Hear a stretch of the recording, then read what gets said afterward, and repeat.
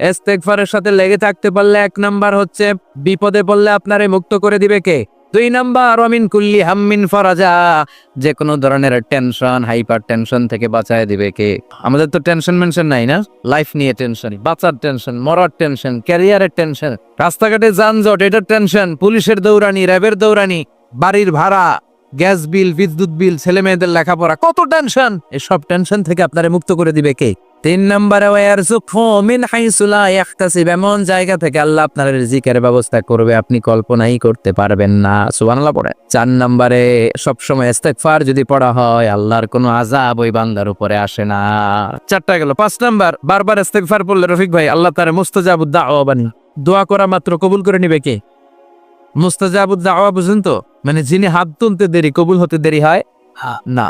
বারবার ইস্তেগফার পড়ে দেখেন যে আপনার দোয়া কেমনে কবুল হয়।